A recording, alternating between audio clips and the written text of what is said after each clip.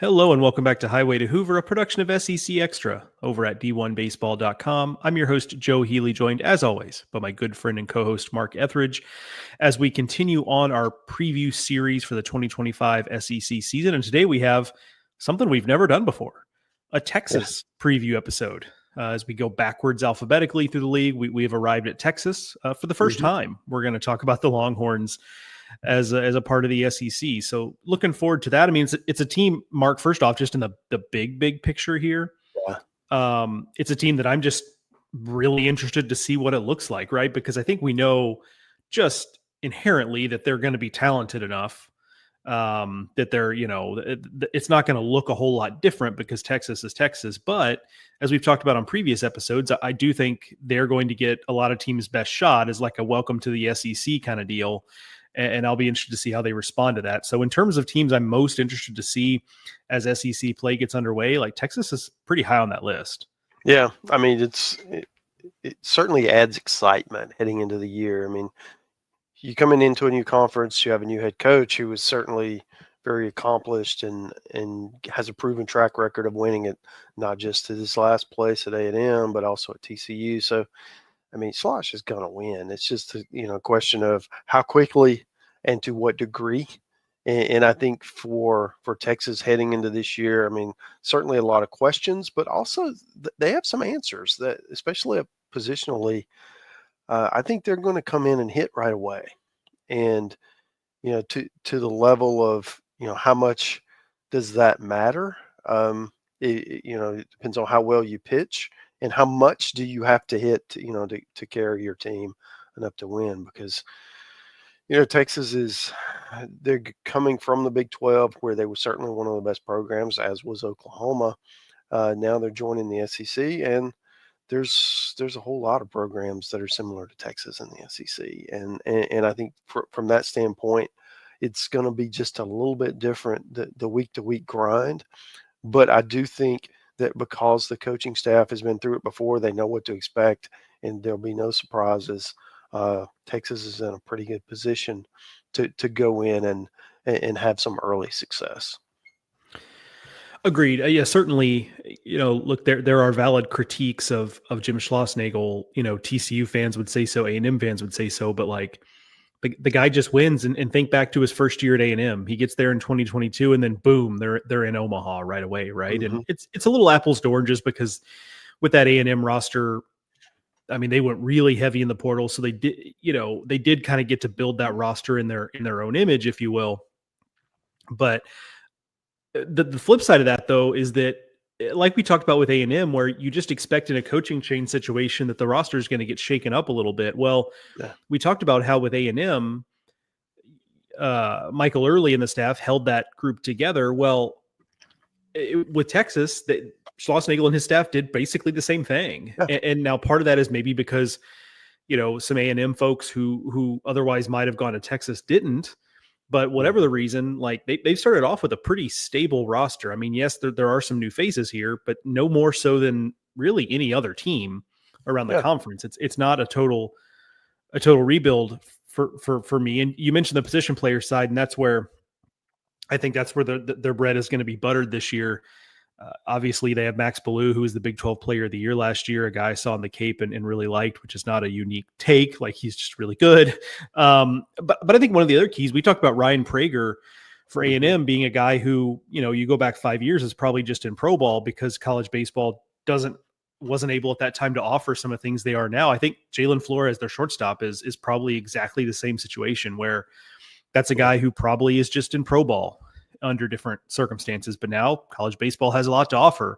If you're weighing, the draft versus coming back for another year of college, and Flores is back at shortstop. And so what you end up with is a really a pretty good position player group in general, not just in terms of toolsy and what have you, but guys who have been around and who are steady and who had options, right? and decided to come back. So for me, it's the position player group that my eye jumps out to first. Yeah, absolutely. I think they'll hit, and that's going to be what needs to carry them, especially early, right? Because we've seen this before. You have questions on the mound.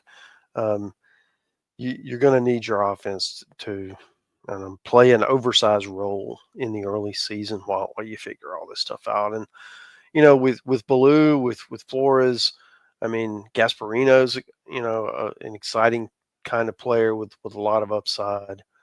And then bring in some transfers. Easton Winfield could be a guy. He's ULM last year. He certainly has the potential to be an impact transfer, and that's kind of what they're looking for there. And another kind of interesting guy for me, Ethan Mendoza coming over from Arizona State could be the everyday second baseman. So anytime you can bring in, two portal guys and they start positionally, you got to feel, pretty good about your intake there. And then the other position that kind of caught my eye is Adrian Rodriguez, is freshman, is listed as the starting second or third baseman at this point. So that you don't see a lot of freshmen come in and earn starting spots in the fall. So obviously, I mean, this is a mature player who can come in and have some early success. At least they feel he can. So that's going to be one of the big storylines as we watch. This is going to be an experienced lineup. Here's this freshman who's going to be in there. How does he perform? Really anything you get from a freshman is a bonus at this point, right? Since you have an experienced lineup, it's not like Brody Johnson at Vanderbilt where you're hoping he comes in and hits 3 or 4 for you, right? So this is just, can he make the routine play? Can he be a difficult out? Those kinds of things I think are going to be, some of the bigger questions as we evaluate Texas heading into the season. You mentioned Will Gasparino, and he's a guy that has my eye, a guy who came in and from the jump, everyone acknowledged how toolsy he was. And he reminds me a little, just in terms of what he does well and his shortcomings, a little bit of like a poor man's Vance Honeycutt at North Carolina, where he can really run, he can really go get it defensively. Yeah. Like there's raw power there. There's definitely offensive upside, but boy, there's a lot of swing and miss. Like I have the stat page pulled up here. Let me make sure I get these numbers right for Gasparino last year. 11 walks and 76 strikeouts. Like he's not taking a lot of pitches. Like he's up there to hack, but obviously if he's going to be the best version of himself, like he's going to have to change that ratio. I don't think he's just going to be a guy that has some swing and miss in his game, but I am interested. Hey, new coaching staff, some new approaches, maybe, maybe with a guy like him, who's that kind of talented, maybe that's what it takes, is just maybe getting a new voice in the room there. So yeah, certainly I think this is a lineup that's not going to look out of place at all going into the SEC. But Mark, give me your, as we move over to the pitching staff, give me your just kind of snap judgments on what you see here as we have it laid out for Texas. Well, before we move to the pitching, one thing on Gasparino is under Schlossnagle, the I guess the epitome of what they try to do at the plate is they take a lot of pitches and they're really selective. So his plate approach last year is not going to continue to work under the new coaching staff, because he's not going to play if he goes up and he has a similar deal. So I do think that's going to be interesting, because you have one extreme and then you have from a philosophy standpoint, you have the other, right? Because A&M games took 4 hours last year, right? Well, get ready, Austin, because Texas games are going to take, they're going to take a lot of pitches, and it's going to be a more deliberate approach. And I think that sounds like just what a kid like Gasparino needs, and kind of slow things down and force the issue, right? Because obviously he knows he needs to move in that direction. Well, he's heading that direction. But I suppose he's going to get right. He's going to get a decent number of take signs early, I would imagine. Just like, because I do think there is something to just forcing him to just be like, no, you're gonna take, and you're going to take until 2 strikes, and maybe that means you strike out looking more, but we need to get it sorted. And it causes opponents to change how they pitch you, right? If they know that you're not just gonna hack at everything. So I think these are all positives that again will be really interesting to follow. On the mound, it's a really interesting staff in that many of the pitchers that we expect have not had starting roles yet, at least not extended ones. So you look at a kid like Jared Spencer, who was at Indiana State, who was primarily reliever there. He's listed as their Friday starter. That's definitely an elevated role for him. No questioning the stuff. But what's it going to look like, especially second time through the order? They mentioned Luke Harrison and Cade Bing as the next two guys in the rotation. They haven't done it at this level, so it's going to be that's another question. And Grayson Saunier, who SEC fans will remember from 2 years at Ole Miss, also a starting candidate.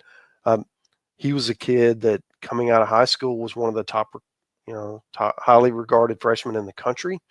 And just, he had flashes, but just never really met those high expectations. Now he changes scenery. A lot of times that pays dividends.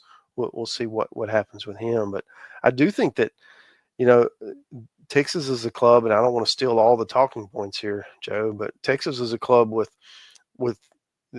there's opportunity for freshmen to come in and play. And they've got 4 really good ones that they liked in Drew Rarick, Jason Flores, Dylan Volantis, Bryce Navarre. Any of those, or maybe all of those, could emerge and play key roles, whether it's in a rotation, a key reliever. Maybe they end up being a stopper or a piggyback guy, or however this all plays out. But when you have those talented arms who can come in, and there are innings available, which certainly looks like there are for freshmen to come in and play have a really a prominent role, whether Texas is, whether they're a top 20 team, whether they're a top 10 team, or whether they're struggling to make the tournament. Yeah, it's interesting on the mound. We'll open the kimono a little bit here for the listeners, that we get a lot of information from the coaches in the preseason. We send them a survey that kind of has, they outline what they kind of project the lineup and pitching staff to be. And it is just a guess, because we do send that to them fairly early in the process, because we have to write preseason content. But also, I think we can fairly say that, sometimes there's also a little bit of massaging the answers based on what they're, sometimes there are certain programs that I just know they're going to put a bunch of veterans in their lineup, even though that's probably not going to be the way it works out, because they just default to veterans. There are others who, maybe they have certain players who had a great fall and they want to highlight those players because we know that we'll write about them, right? If they, put them in those spots. So I say, I like to say, take some of this with a grain of salt, but what I notice about the Texas pitching staff is you mentioned, they're talking about the possibility of, okay, Jared Spencer makes some sense, big arm, track record of success, but Luke Harrison has dealt with some injuries, struggled last year. Cade Bing is a junior college transfer. Grayson Saunier struggled to stick in the rotation at Ole Miss, on and on and on. Names we don't necessarily see here who are at least on the roster. Ace Whitehead, who started a bunch of games for them last year. Max Grubbs, who started a bunch of games for them last year. Aiden Moffitt, who transferred from LSU. Andre Duplantier, who was one of their best relievers last year. Thomas Burns, who dealt with an injury last year at Arizona State, but was the opening day starter as a freshman last year for Arizona State. In addition to the guys that we've mentioned, Connor McCreary, a transfer from South Carolina, Ruger Riojas, a transfer from UTSA. So what this pitching staff might lack in, hey, here's they don't have a guy who's proven and Friday guy in the SEC where you're going to go out and expect to win every Friday. They probably don't have that, but unless Jared Spencer really proves he's a starter.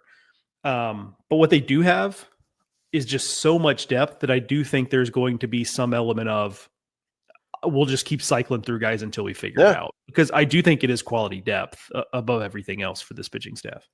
I mean, certainly if you find the right guys and go 3-3-3, you're in pretty good shape, right? Or even 3-3-2-1.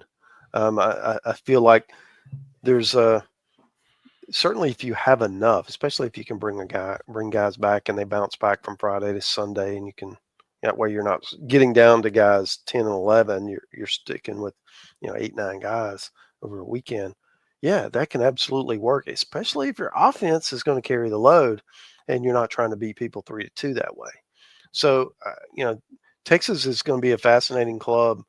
And mentioning, you mentioned some of the transfers, not just Spencer, but with Burns, I mean, that's a big arm. I mean, what if you just bring him in as a, hey, go get me 3 outs, right, and go max effort, those kinds of roles, and then you grow it, right, and that's successful, and maybe it evolves from that point.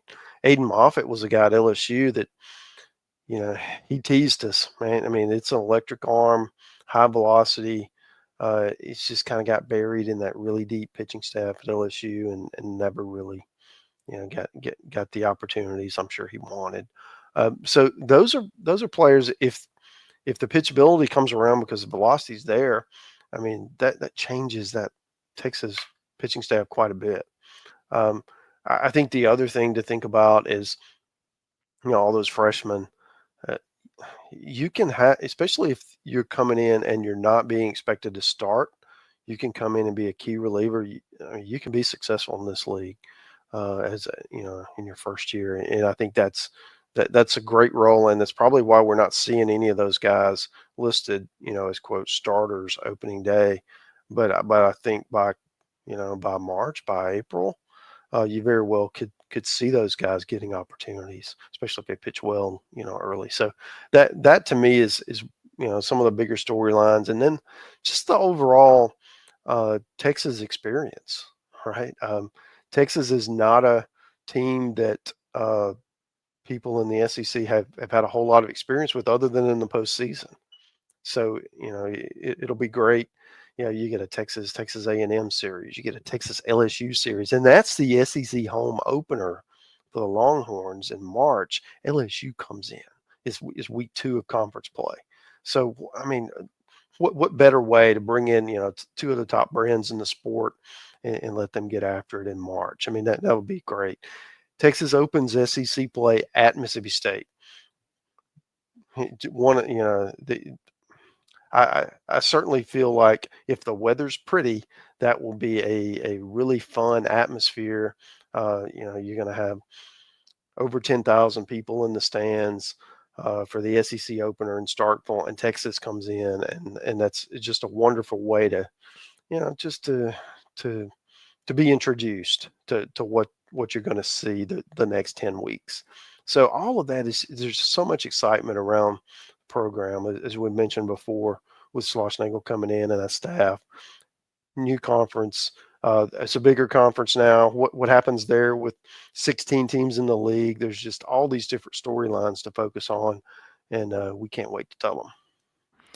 Absolutely agreed.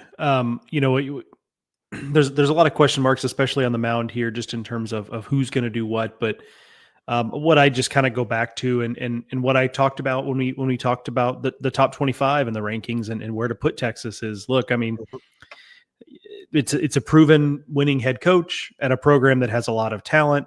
It is a pitching coach in Max Wiener that made a big difference last year at Texas A&M. By all accounts, obviously, Mark and I are not pitching experts. We can't really quantify it, but people I respect thought he did a really excellent job last year at A&M. And I'm just going to bet that they're going to be in the mix. How much in the mix? I don't know. Like, there's certainly a decent number of teams I like more on paper in the SEC, but like this Texas team is not going to be overwhelmed by what it sees in the SEC. And I think it's going to be, it's going to be a team that's in the business end of the season is going to be in the mix for hosting maybe a top 8, that kind of deal. That wouldn't surprise me at all if that's where we end up, but a long way to go, obviously, until we get there. Yeah, and it's a great home schedule too within the conference. I mean, we mentioned A&M and LSU coming in earlier. They also host Florida, they host Georgia, and they host Auburn. So I don't think there's going to be any trouble getting excitement to get people to the ballpark with those teams coming in. And from a road standpoint, I mean, going to Mississippi State, as you mentioned, they also go to Arkansas. That should be fun.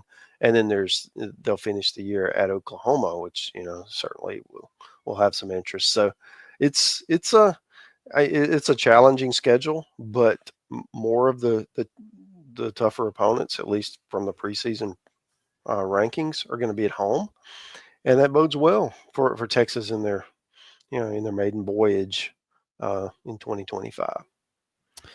Absolutely. Looking forward to seeing it all unfold, seeing that maiden voyage into the SEC as the season goes on. So if you're a Longhorn fan, I guess we should mention it here at this point. If you're a Longhorn and this is your, the first time you've listened to Mark and I, first of all, appreciate you coming on board, and we'd appreciate it if you subscribe to SEC Extra. You can use the code FALL20 to get 20% off your annual subscription. We Mark and I work hard, and not just Mark and I mean, Texas gets covered by a lot of our staffers here, just because they're so prominent. But I can assure you, we work hard to make it worth your while to subscribe. We cover all 16 teams, as in depth as we possibly can. So if you're on the fence about joining us, we would be humbled and honored if you would choose to do so. And we look forward to covering your team. If you're a Texas fan listening out there, we're looking forward to getting to know the team and the program a little bit more as the season gets going. All right, that is going to do it for this edition of Highway to Hoover, a production of SEC Extra over at d1baseball.com. Thank you to Mark, as always, for joining me, and thank you, the listener, for listening. We'll talk to y'all soon.